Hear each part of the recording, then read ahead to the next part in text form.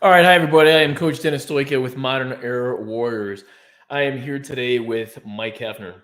Mike Hefner has been a student of mine for years and even helped me on occasion as an assistant coach for a couple years or so. Mike now assists me with recording our Modern Era Warriors online university. And this podcast is to learn a little bit about Mike, his experiences with our integrated warrior training, and a behind the scenes look into recording reality based self defense and fitness in our Modern Air Warriors online university. So, as always, we're trying to bring people onto the podcast that matter to me the most, that can provide, great detail, experiences, have the knowledge, skills, abilities of integrated warrior training, reality based self defense, functional fitness, grappling, striking, firearm shooting, performance coaching, nutrition, things like that, right? So Mike has been with me for a very, very long time, on and off, and let's get moving, Mike. All right. Who is Mike Hefner, and what is your purpose, passion, and principles, Mike? Now, first of all, I'd like to thank you for having me on, Yeah. to share, the experience I've had, working with you in the dojo over the years. So let me just a little bit about myself. 42 years old. I live in Shepherdstown, West Virginia. I'm a father to three amazing kids. Well, one's not a kid anymore. I got one 19. So, that is when they grow up. So, yeah, I got three kids, 15, 17, 19. I was born and raised in West Virginia. I originally was, I grew up in southern West Virginia down near the Greenbrier Hotel. And played a lot of high school sports and that kind of stuff. Your typical, things we do in rural areas, some hunting, fishing, that kind of thing. And I work for the federal government as a digital forensics a specialist, and that's pretty much what I've done my entire adult life. Been doing that for 22 years. Worked for 9 different federal agencies. I had a lot of great experiences, and I like where I'm at right now, and probably going to finish out doing that. So hopefully I got 20 more years in me. Awesome. I love baseball. Avid baseball fan. Love to watch the Nationals. Yep, I know you do. Yep. Yeah, as painful as it is this year, we kind of given away all of our talent, but hopefully we'll have a decent year and maybe finish somewhere close to 500. So I know we've talked a lot about this. What is my purpose, passion, and principles? I mean, I know you ask a lot of people, those 3 big questions. Yep. My purpose, I think, overall has to rest in my children. I know that, even though I'm not there with them every day, I just want to continue. They're what drive me, not only to say, well, why am I doing this particular job? Even though it may be the job I love, but it may give me more financial, the ability to support them better financially. And, just to, guide them in life as they develop and, help them, through the different stages of life. Because it's like, as you well know, once you're a parent, you're always a parent. Always a parent. Yeah, it's just different stages. And so bigger kids, big problems. Right. Little kids, little problems. so far, so good. I mean, I'm super proud of them. And, all 3 of them, they're great kids. And, I just, I'm so proud of how they've all, developed. I mean, like we were just talking about, my son played in the state before we came online. Yeah, the state baseball tournament. And that's a lot of that's all to him. I mean, I know that I've, tried to show him a few things over the years, but he's done a lot of that work on his own, and just, really the other 2 as well. They really, they take what you give them and make the most of it. I'm super proud of, the young men and women they're becoming. Awesome. And so, then to talk about passion, and honestly, it's something that I struggle with, what am I passionate about?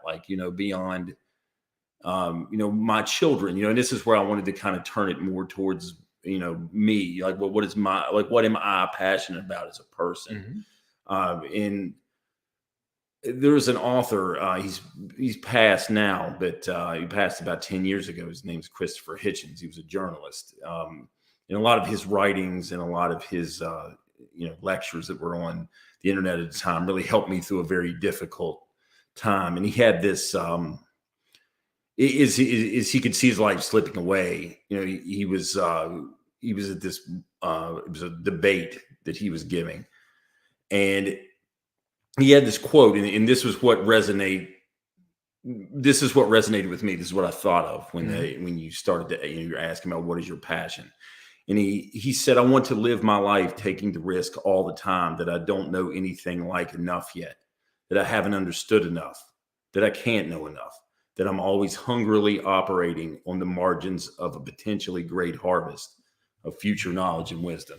Seems like you're hungry, right? Yeah. Always ready to eat, learn more, right? Right. Obtain. Right. I mean, there's been a few times in my life now where I kind of dug in on whether it was an ideology or, a perspective on something, and dig deeper. And now I'm learning, I mean, that the world is a very dynamic place. It seems like as I get older, everything is not so clear cut, so black and white, but and I will talk about him a little more later. We got a question a little later, but definitely that perspective is definitely what I feel like that quote best encompasses what I'm passionate about.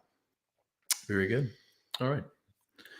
Ready to move on? I got you got your principles. If you had something else to add within that one, the principles. The one thing I wanted to mention, and I know we'll probably mention it again, but I know we have this kind of a unofficial mantra between us of just keep moving. Just keep moving. And I feel like huge mantra for myself. Yeah. That you kind of coined for me a little bit in life, right? Yeah.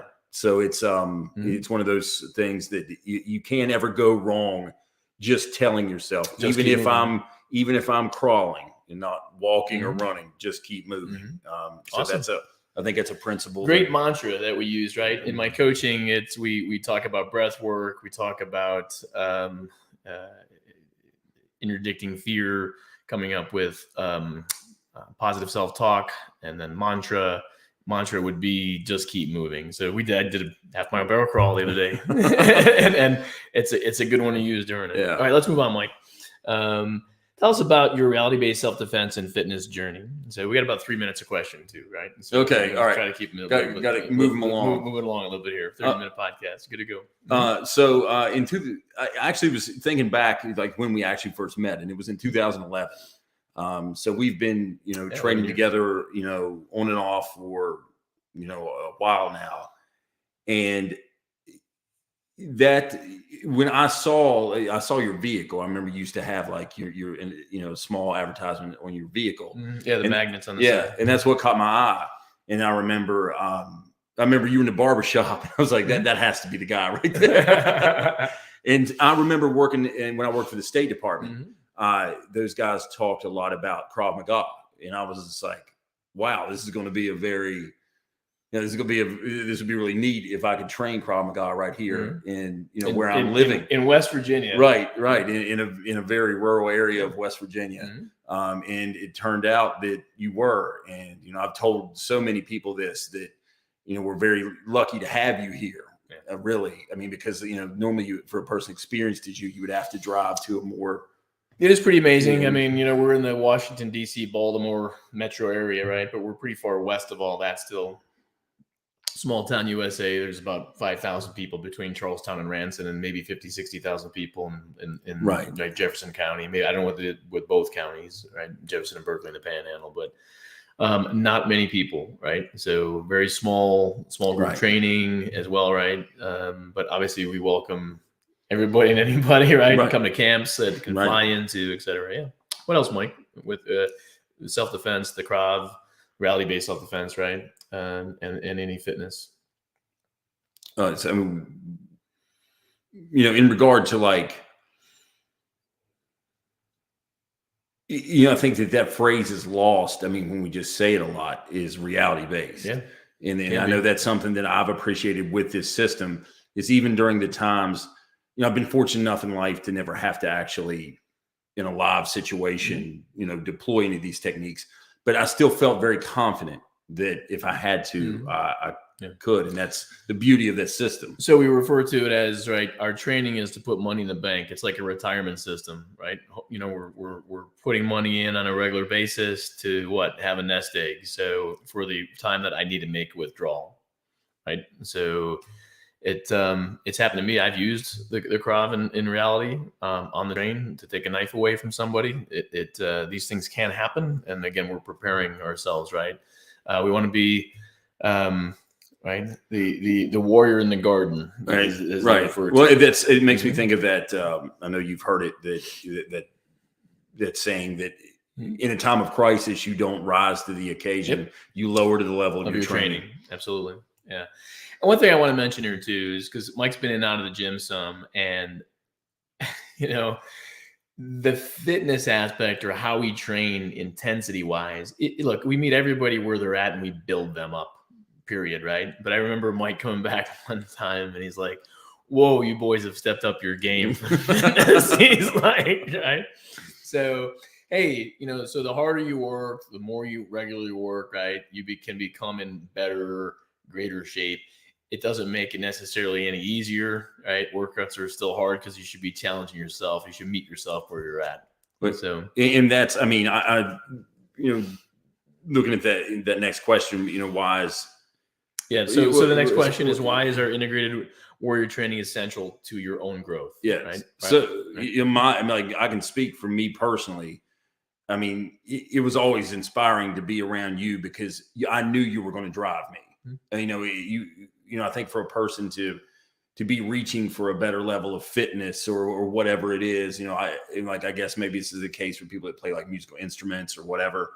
You have to be around people that are, kind of do have that step on you. And you've never failed to challenge me. And that's something I've always appreciated is that it's a driving thing. Like it's all about continuing to challenge myself and, never asking students to do something that I haven't done too. Right. And I don't care, again, if you do as many burpees or you did the other 2 weeks ago, we ran a couple times around the dojo. It's 1.5 miles. Half of it we ran backwards. So again, not all of us, right? But for those that wanted to challenge themselves and try something harder, right?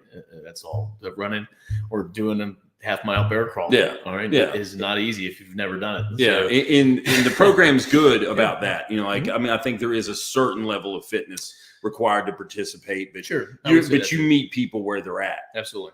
We just can't have people quitting. I just need you to keep moving. That's what moving. We ask. I ask even the students to just keep moving. But the our own growth. It's not just the physical aspect. It's the mental aspect. It's the emotional aspect. It's mental toughness. It's emotional resilience, and it bleeds into from hard Krav training to that self-defense training and that fitness training into what other aspects of our life. Correct. Yeah, it just builds a good sphere of confidence. And not just, God forbid I'm faced with a situation where I would have to use one of these techniques. I not only have the knowledge, but also the physical aptitude, with the fitness to be able to meet that challenge. All right, let's move on. What has recording videos in the online university been like? The pros and the cons for everybody that's listening now that we have on live and that will watch this in the future. I might add some as well here. Yeah. Well, I think, for me personally, it's been tremendous because I've got, a lot of one-on-one time with you working through the techniques. So I really appreciated that. And overall, I think it's been, not that I doubted us, but it's been far more successful than I thought it would be, because I think folks may be surprised to know that we don't spend a lot of time rehearsing these videos. No, we don't. We pretty much go over the technique. And I thought I would make a lot more mistakes, just in a live environment. So let me add a little bit of that, right? So Mike and I try to record on Monday nights some rally-based self-defense. We've done some fitness in the past too together, like for striking, things of that nature, or we'll just work out anyways together after we do some videos. But Wednesday nights I try to do some fitness Sandbag, kettlebell, burpees, body weight, a lot more coming as well, right? Yoga. And on Saturdays, we have either podcasts or coaching talks. So there's a ton of material. Right now, we're up to about 350 videos online. Stuff's getting recorded every week. Performance coaching, I charge clients thousands of dollars. All that is online that you're getting content for, other than getting me personally one-on-one, which you can sign up even as a group for that, or one-on-one, right? So the performance coaching's on there, the reality-based self-defense, functional fitness. It teaches you how to, all the basics, the essentials of how to utilize a kettlebell for your workouts, HIIT workouts, high intensity interval training, the sandbag. Again, you can have no experience and jump right in.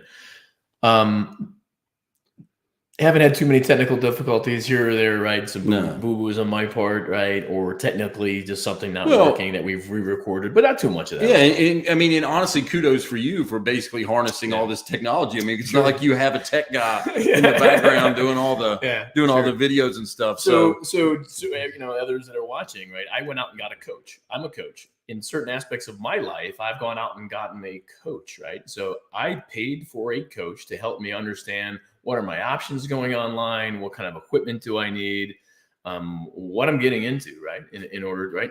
Just like you're here to learn from Krav and fitness expert, right? And coach, we all need to be going out and finding people that are, just like we said, better than us, right? Or a group, becoming that group to bring you to a higher level. And that's what I've done with the online university as well. So, we don't spend a whole lot of time. And I equate that to a couple things. Like when I say a lot of time, practice time. So Mike's done the techniques. I train every day of the week almost, except Friday nights, right? And we've done it for years. So it just comes. And the reality-based self-defense, 2-3 gross motor skills, is relatively easy, right? That said though, right? So the next question, what are the benefits to learning online, learning in person, and how can they both be beneficial? Mike. So, I think we'll get the most obvious out of the way. I mean, obviously training with people is, especially when training martial arts, self-defense, it is, that has to be a part of your training at some point. And it also helps to be like in the dojo. Like I was just thinking about when, being in the dojo and like we had, tall people, we had, different shorter sizes, people, shapes, right? Fast, slow. Because you never knew, 100%. like, doing those techniques, it's one thing to do it like, if you're training with a 170-pound person and then you transition to, somebody like myself, well over 200 pounds, it's a very different field doing the groundwork. I remember my cousin was here one time and he came to do some motorcycle. He pit some races for family members, right? Okay. And he had some buddies and his buddy was like, good Lord, 6'10", 300 pounds. And I'm like, hey, can that guy stop by the gym? I wanted to train with the guy. He was huge. Yeah. Like, bring him in. Absolutely. Right. Especially like the choking techniques, that would big difference. Absolutely. And then, the beauty of the online training is that it's always with you. Always with you. And, I know I can speak to this personally. I remember when I was rehearsing for my level 4 test, which is a tremendous amount of technique. A lot of technique. That you've got to like put on display. And I will say, I feel like most of that work was done in my mind. In your mind. And if I'd had the online university to just watch the in addition to running it through in my mind, and then even when I would be by myself, just because you don't have a partner doesn't mean you can't run through the technique, but you can always go back to the script. So we encourage people, right, that are in the dojo, in the brick and mortar, to do the techniques that we're doing online and then try to watch something every week, whether it's that same exact thing or something else as close to it or whatever, right? Because we don't have all the techniques recorded yet, but we're getting there. We're working hard every week, but helps them with their BJJ, helps them with their striking, helps them with their fitness, right? If they're missed the dojo, they can go online and they can get another workout in without having to think. They just turn it up. They get Dennis on there, right? Just like you'd be in the gym. But one thing I want to add here is that even if you're not here in West Virginia, outside Washington, D.C. and Baltimore, we have 2-day challenges and 4-day camps. And I've also had people fly in for a private intensives, right? So the reality is our program has amazing amount of material for you, for your family, for your daughter or your son going off to college or in high school these days, even, right? It's about the age will start about 13 and up is what we promote for our reality-based self-defense. Maybe a 12-year-old that's very mature, younger lady or something like that, right? In the gym, we're really about 15, 16 and up because of the fitness at the end of the day. Right. But if someone wants to come to a camp, they can be as young as 13 and 12 years old to come to a camp too. So, all right. Bottom line is there's no substitute for personal training, but the online material is here to stay. You can learn, you can see, you can share it with your friends and your family members and train together and make it as fun and enjoyable and make your whole family and friends safe too. So, all right, let's move on. What advice do you have for men or women who want and need the training, Mike? Now, when I saw this question, I immediately thought of the Nike slogan, just do it. Just do it. Just do it. I mean, I know something that I appreciated is this gave me an opportunity to train in a martial art, in a self-defense system where I would not have this opportunity anywhere else. I was never in the military. I've worked around law enforcement pretty much my whole career, but I get a lot of technical training. I don't get a lot of like self-defense training and that kind of thing. So I think it's a tremendous opportunity for those out in the civilian world that want to learn a very practical self-defense system. For those that don't know, right, and Mike used the term martial art, but I refer to it mostly as reality-based self-defense, period. It's a self-defense system. Yeah. That said, though, the longer you stay in doing this, right, online, in person, you're becoming a martial artist, period. You are. And so it is not kata. It is not I hit you, you hit me. It's about surviving violent confrontation. Half of what we do is guns and knives, whether they're standing or on the ground.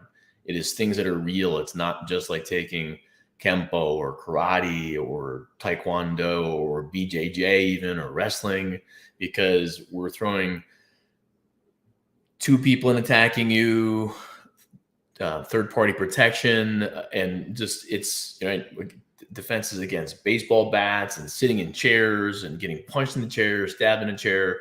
Obviously, we have basics and essentials that we build people up until we move on to those advanced type things, like getting punched in a chair or getting stabbed in a chair. Right? Because we're learning the basic standing. Right? So it's a crawl, walk, run like the military. And because I'm a former Marine, and because I'm a career in law enforcement, our classes do simulate a little bit of that boot camp type feel, right? A little bit, yeah. And I mean, one more. If I could just make one more point on that question, that I think a lot of people have asked. If you had a knife pulled on you, if you had any type of thing, like that situation, what would you do? And they're probably going to say something like, "Well, I hope." And I got a good quote from my brother the other day. I had a phone conversation with him, and he said one of the vice presidents of his company said, "Hope is not a plan." Hope is not a plan. Nope. Hope is not a plan. Hope is not a plan.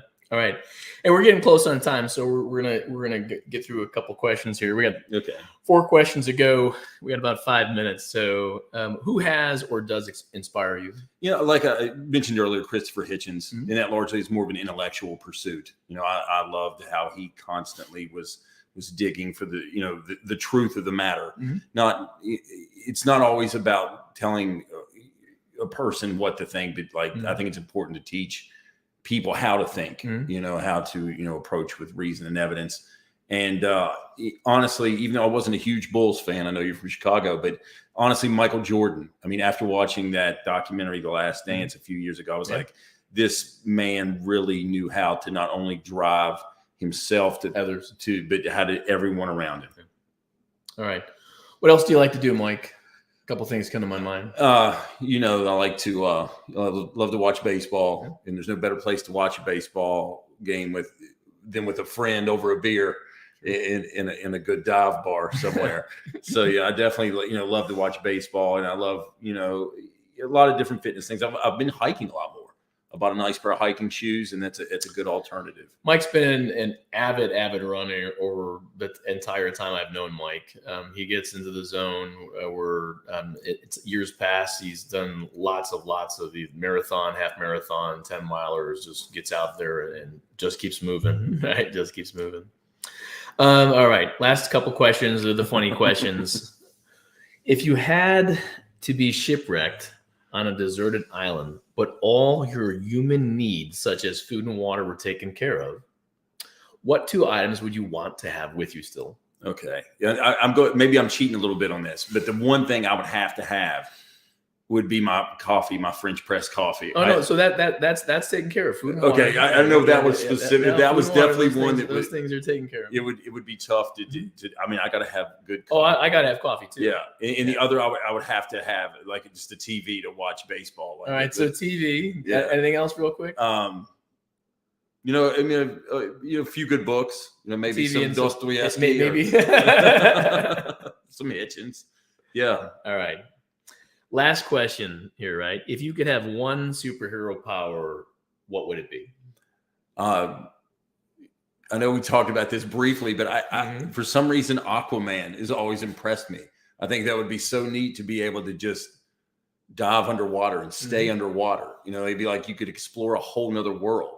Like, I mean, we know what it's like to fly. It is a whole nother world, right? And we haven't even seen all the depths of the ocean, right? Yeah, because I know you could scuba dive, but that's a very limited, limited in depth, limited in time. Yeah, could you imagine just going to these places like down in Mexico? I've been down there where the water is just crystal clear, and you could just jump in. Well, you mentioned too before we came on that even like environmentally, you might be able to help the earth and right. So yeah, it definitely would, give people a different perspective. So become a Nobel Peace Prize winners. Yeah, right? I'm turning to Kevin Costner and Water World. Awesome. Hey everybody, our time is just about up here. So I want to thank Mike for being here. We're gonna have some other students on over time as well to give some perspective on their training. Thought it would be helpful. We'll be hearing from those that are older, those that are younger. We'll hear from some men, some women, right?